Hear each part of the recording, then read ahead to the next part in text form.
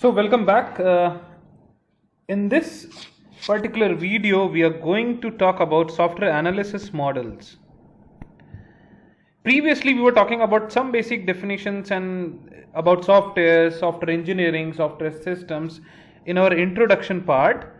Then we looked into some of the software engineering models where we looked into your very basic software development life cycle.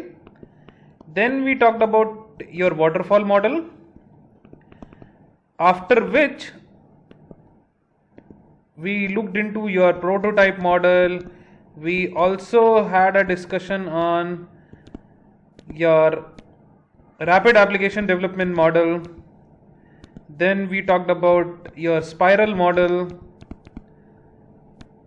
We also had a discussion on your V model where we said that okay, let's verify and validate. And the last one was your fountain model. In between we had some iterative and incremental model as well. So all these things we have already covered under this particular section. After which we had a discussion on your BPM, BRMS and service oriented architecture. Recall your business process modeling video. And then we also talked about business rule management system and your service oriented architecture. We also talked about these things going hand in hand, and then we talked about the software requirements engineering where we looked into your requirements aspect. We talked about functional requirements, we talked about non-functional requirements, and today we are going to talk about software analysis models. We'll see some variants in this particular video or maybe in successive video if we need. So the question arises, what basically the software we need, why we need to go ahead with this software analysis. So your software analysis enables one to eliminate or reduce your ambiguous, incomplete and inconsistent statements from your software requirement specification. See, already we gave several efforts to come up with an unambiguous and your complete and consistent SRS. But yet we also said that it is not possible to come up with a complete software requirement specification. In that case, this software analysis helps us to eliminate the ambiguity or the incompleteness or the inconsistency from the software requirement specification. And this can be achieved by coming up with a two-dimensional diagram, and this two-dimensional diagram can be discussed with ease with your business users. That means we'll be representing these diagrams in front of my business users so that the discussion can be done with ease and my business users can also get a feel and idea about what exactly the things were mentioned in SRS, and if there is some ambiguity or inconsistency or incompleteness, then we can take a call on it. So your software analysis also provides the necessary and convenient conduit between your software SRS and your software design. So your software analysis and your design includes all sorts of activities which will help the transformation of your requirements to the implementation.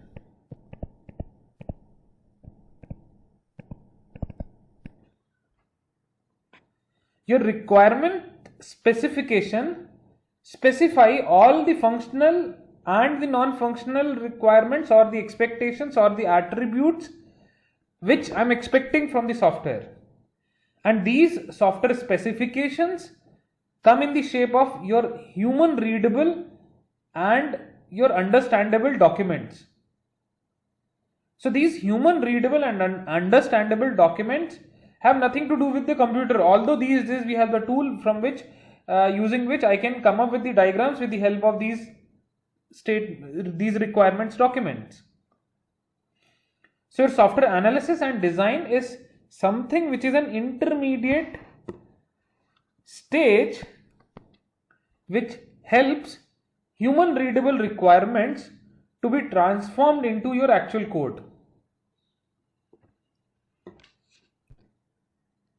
So, have you got a complete picture of the following specification? If I am saying the 5 BHK bungalow should have a door to the northeast corner of the ground floor drawing room, which opens inside along the north wall and just coincides with the edge of the bay window of trapezoidal shape, with the smaller parallel side protruding to the north of the north wall by 2.5 feet.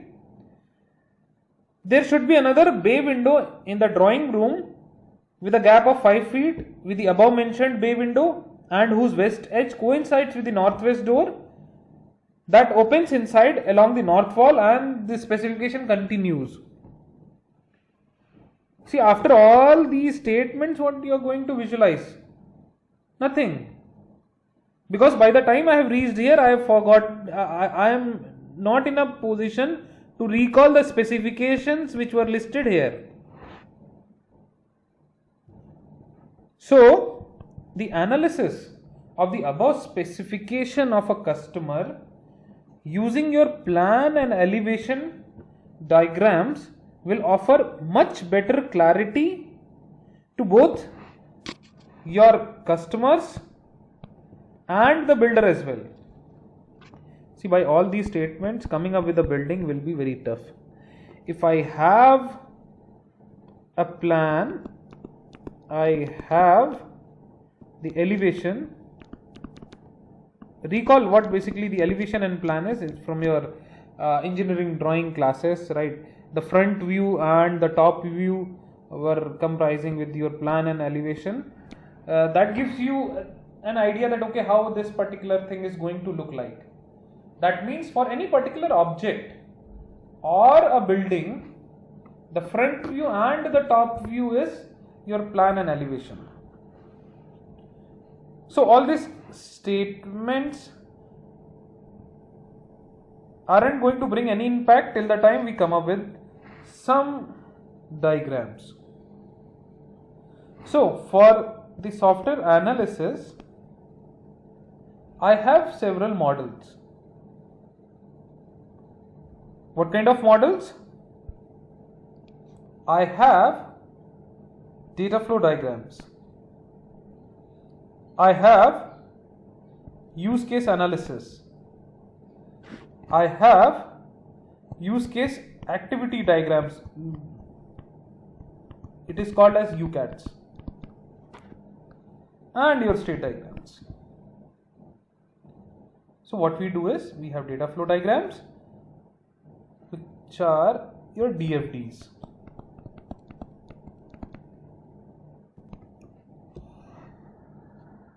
Your data flow diagram is nothing but the graphical representation of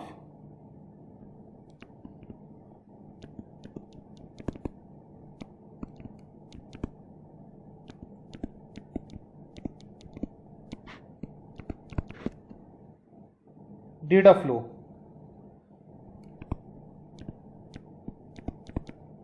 Right, from the name itself you might have got some idea that data flow, that means graphical representation of flow of data.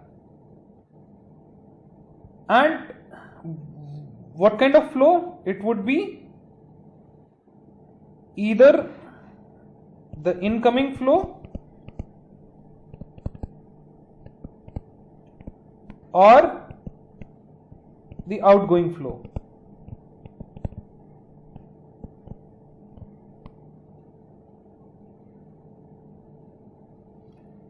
And in addition to it, what I'll have is, I'll also talk about the stored data as well, because from there only there will be some flows and all. So your DFD does not mention anything about how this data flows through the system. It will talk about flows, but how?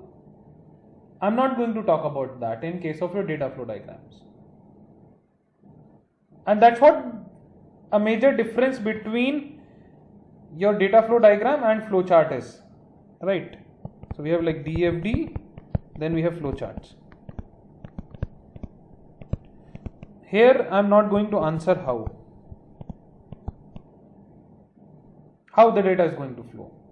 Your flowchart basically depicts the flow of control in the program modules, and your data flow diagram depicts the flow of data in the system at various possible levels.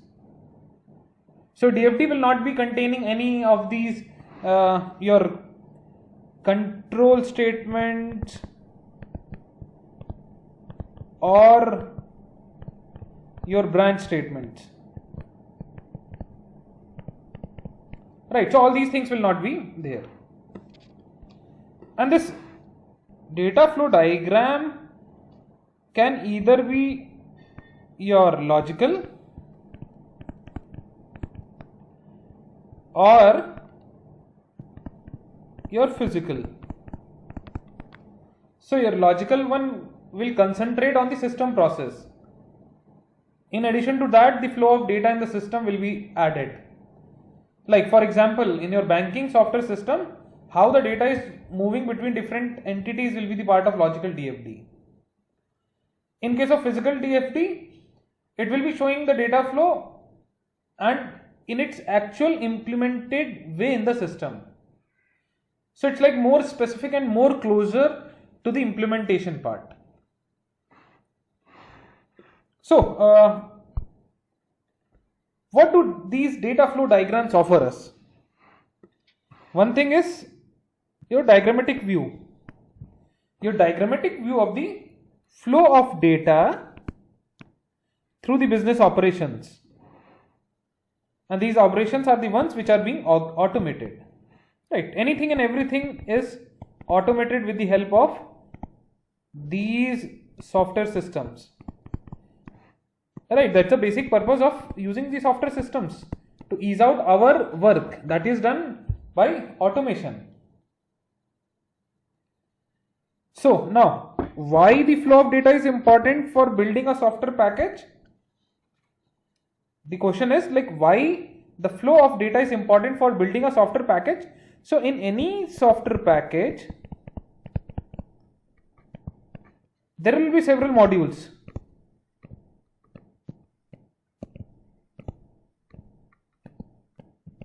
And these modules will be interacting with each other. There will be some sort of interaction between these two, or it can be between these two, it can be between these two, right? Or any possible one here. And every interaction will be just because of either some sort of verification, validation, some sort of data storage, or some possible transaction.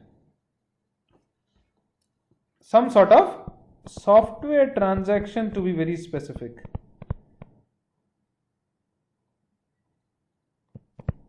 So for software transaction, some amount of data flow is going to take place. Even if in case of simple username and password validation,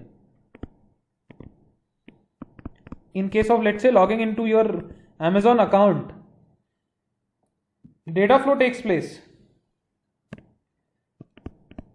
This data is your username and password. Some amount of backend process takes place, which will be in the form of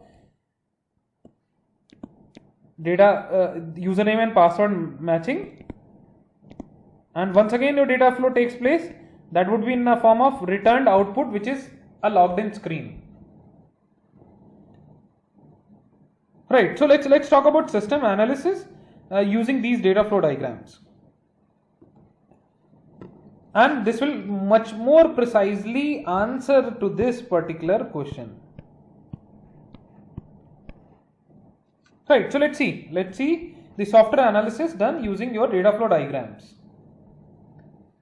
So your software package will be receiving some information or the data from the entities of the real world. For example, it receives a loan type detail from your loan management staff and the loan application details from bank customers and so on and so forth.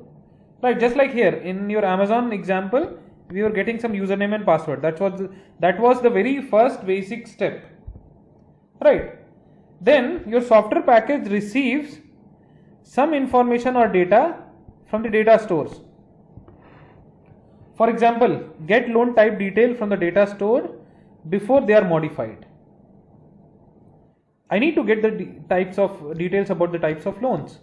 So that would be fetched from data store. In that case,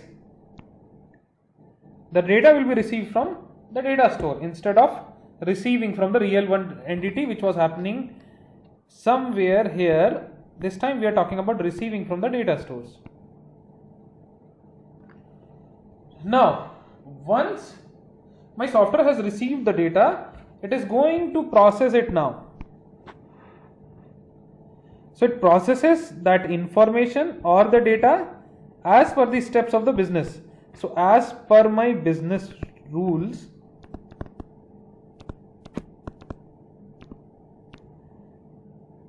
and the business logic, I'm going to process it. For example, I'll validate a new loan type details.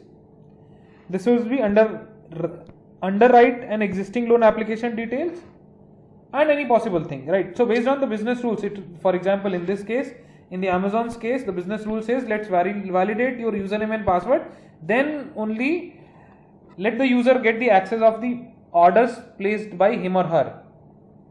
That is my business rule, that is my business logic, and that's how it works. So here also what we are trying to say is that after receiving, let's process it. So once I have processed it, I'm going to get some output. So your information or the data to the real world entities will be given as output. For example, I need to inform the loan management head of the pending approvals and bank customers about the status of their loan application. Right, so you have applied for a credit card. The system has received it. Now system needs to check the credit score. That means system is receiving data from somewhere else and it is doing some processes.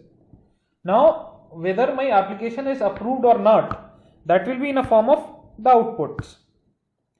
And then the last one will be writing. So it writes the information or data onto the data store. For example, once a loan application is submitted, it writes the detail onto the data store for future processing. Or even I need to have those details so that I can send some our future promotional offers as well. So I'll be writing some details to the data stores. Or even after giving, let's say, a green signal for the loan application, then also I need to write it onto my database. So these are the basic purposes of my software package, for which I need to come up with the application in order to automate it. Before that, I need to come up with the diagrams as well. So receiving the information from the real world, receiving the information or the data from the data stores, processing that particular information, giving some output in the form of some information or data, and then finally storing something or writing something to the data stores. So that's all is the entire purpose of the software package, for which I'm going to come up with my data flow diagrams. Let me take one example before giving you the details about the various constituents of a data flow diagram. So what we have here is we have an example of a loan management software package. So on this end we have your loan management staff, I have your customers as well. So this particular data flow is like loan type detail, and this is P1, this is a process. DF stands for your data flow. So this is the process, which is your loan management software package, and on this side I have two data stores. So DS stands for data stores. So on this side I'm sending the loan type details, on this side I'm getting some acknowledgement. From the customer's perspective, I'm sending the loan application details, I'm getting some acknowledgement. And on this end, what is happening is this loan management software package is having this particular process, which is sending some details to the data stores of loan type detail and receiving some details from this end. And the same thing is done in this case to this particular data store, which is your loan application detail. So basically it would be like on this end I'm storing the details about all sorts of, let's say, home loan, or I have a car loan, or I have like educational loan, and I can have a personal loan. So all these things will be stored in my data store 1. Right, so this is all about my data store 1. On the other hand, for loan types, what I'm going to do is I'll have, let's say, loan application details. I'll have for the detail about customer 1, customer 2, customer 3. So this will be your data store 2. Alright, these things stored in data store 2. Don't get confused right now. We are going to go in much more detail about these data flow diagrams with the help of this same example in the coming slides. At this moment of time, based on this particular discussion about the software package and what all it does, I've added this in order to explain you the basic idea about your data flow diagram. Right, so this is a simple possible basic idea about your data flow diagram. Now let's talk about your system analysis and design, system analysis using your data flow diagram. So what we are supposed to do is, let's focus in the logical view of the system, not the physical. Right, that means what the system is to accomplish, not how. Right, so I'll only focus on your logical view. See, previously we were talking about two kinds of DFDs. Here we are going to talk about your logical view DFDs, right? So these are some of the tools for the logical view. I have your data flow diagrams, I have your data dictionary, I have your process specification, and I have your ERDs, right? Entity relationship diagram. Your ERD you might have done in your database course as well, right? Entire database management rely on your ER diagrams only. So this part you might have done in your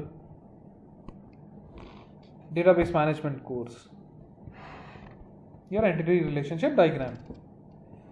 So let's talk about various constituents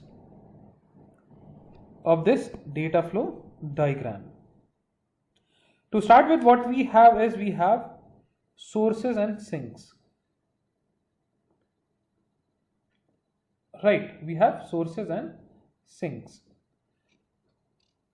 And this sources and sinks can be your external entities, or simply if you are calling it as entity, then also I'm okay. Right, so these entities are your source or the destination, or you can call it as your sink of the information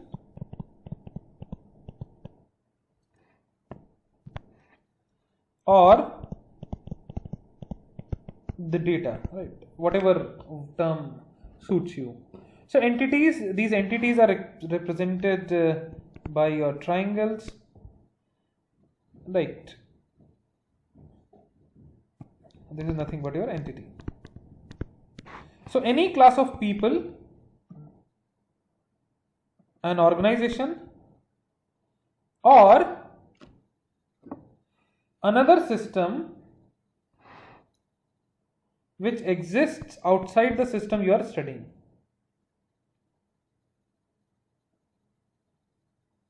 So it is nothing but it is forming the boundaries of the system. So the system and the external entities exchange the data in the form of your data flows. Right, so all these entities will be exchanging the data in the form of your data flows, and these data flows are represented by your arrows. We'll see that in the coming slides. Your entities must be named, and the titles refer to the names of individuals using a noun. So I need to name these entities. That can be done by using a noun, and the titles refer to names of individuals. For example, in this case, we are using loan management staff. On this side, we are using customers. Right, so let's now talk about the data flows. So these arrows are your data flows. Right, all these arrows.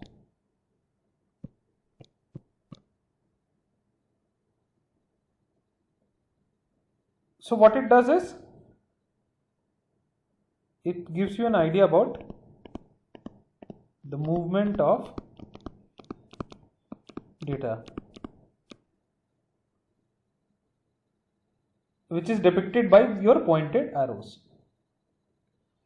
So the data movement is shown from the base of arrow as its source towards head of the arrow as destination. So this is your source and this is your destination. So data flows is like talking about data in motion. So it marks movement of data through the system, and we have a pipeline to carry this data, and this basically connects the processes, the external entities, and your data stores. So all the three items are connected using these data flows. And in this, we will be using the unidirectional arrows. So data flow will be unidirectional. Originate or end at a process or both. Name as specifically as possible so that it can reflect the composition of the data and can be a noun as well. Do not show control flow. That means your control flow is easy to identify. A signal with only one byte, for example, your on or off. Simple arrow. And if you can't name it, either it is control flow, does not exist, or you need to get more information about it.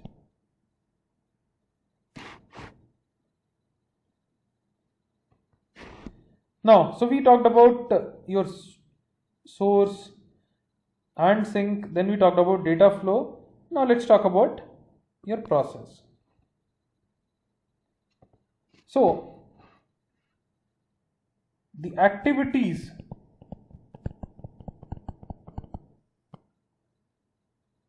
and the action taken on the data is represented by this round edge rectangle, or in some of the literatures it is also represented by a circle. Right, in some of the literatures it is also represented by a circle. So activities and action taken on the data is represented by the processes. So you transform the incoming data flows into the outgoing data flow because processing is going on. Right. So your incoming data will be transformed into the outgoing data flow. This can be represented with the help of a bubble, which is your circle, or a rounded square or a rectangle. Right, square or a rectangle, because if suppose you are writing something, right, then what we can do is, but if suppose you are using it with the rounded rectangle, then be careful with the entity. Do not make it like this, right, or else you will get confused. Although in case of processes, the way we name it is like P, then this number, that is, let's say 1.1. Right, so in this case, this makes it different from your entity. Name it with a strong verb or object, or it can be a combination. For example, create exception report, validate input character, calculate discount. So all these things are like either a verb or the object. Object we haven't added here. Now next one is your data stores. So data store or the storage is represented with a rectangle with either one side open, or there is a possibility if you go ahead with this, some of the literatures.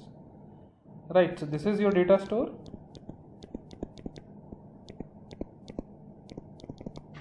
and this is also your data store.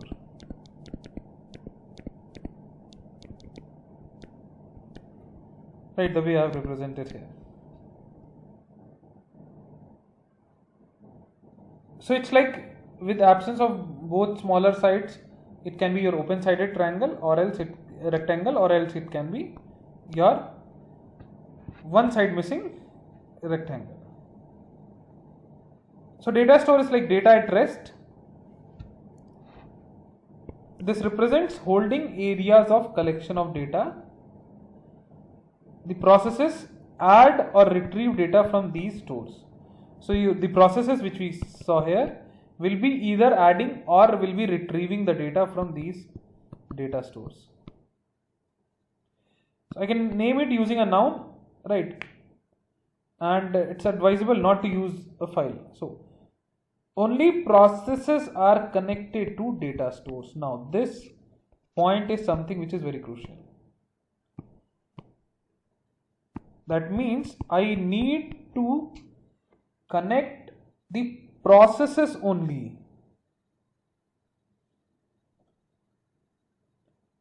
So I cannot have a situation where my entity is in direct touch with data store. That is not at all possible. This thing is not at all possible. Show the net flow of data between data stores and processes. For instance, when access a DBMS, show only the result flow, not the request. So this was like all about the constituents. We had 4 constituents, right? We had 4 constituents, and what were those 4 constituents? One was the entities,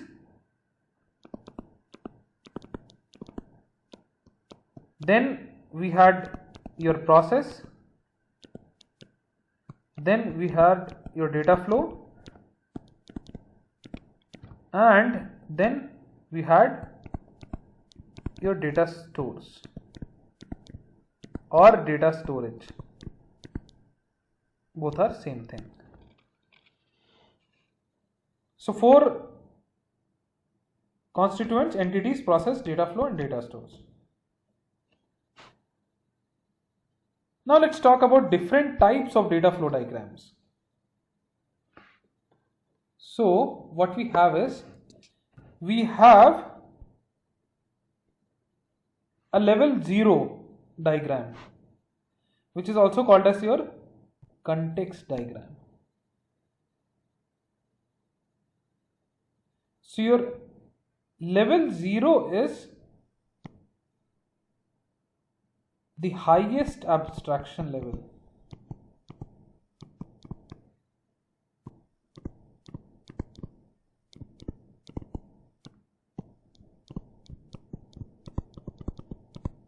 So this is your highest abstraction level DFD. And it depicts the entire information system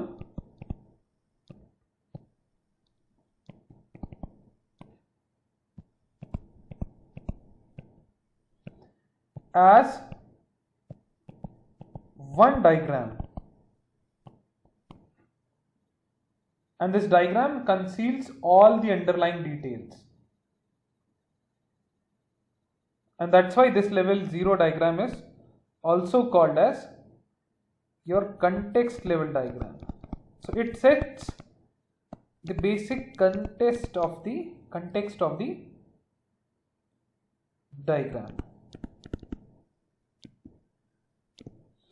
And then we have like level 1, level 2, level 3 up to level n.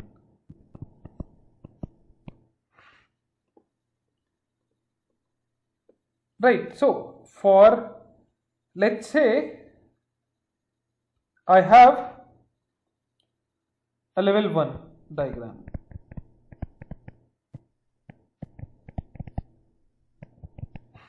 So your level 1 diagram is obtained by breaking your level 0 diagram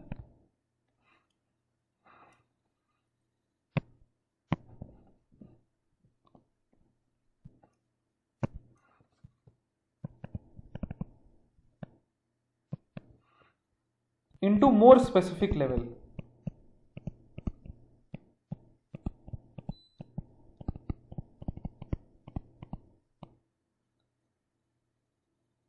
So your level 1 depicts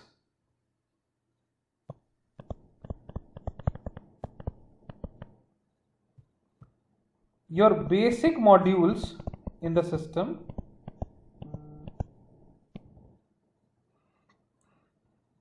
and the flow among various modules.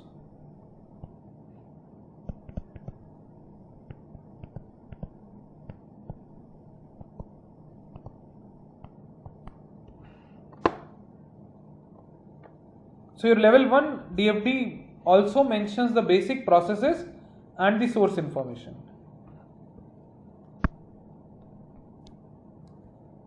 So now let's talk about level 2 diagram.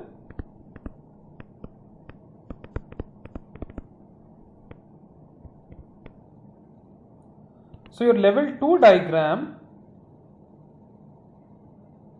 shows how data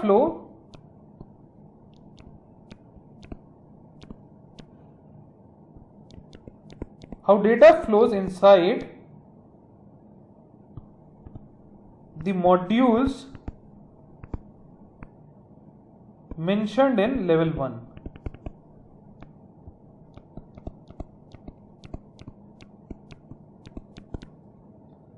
So your higher level DFDs can be transformed into more specific lower level DFDs, that too with deeper level of understanding rules.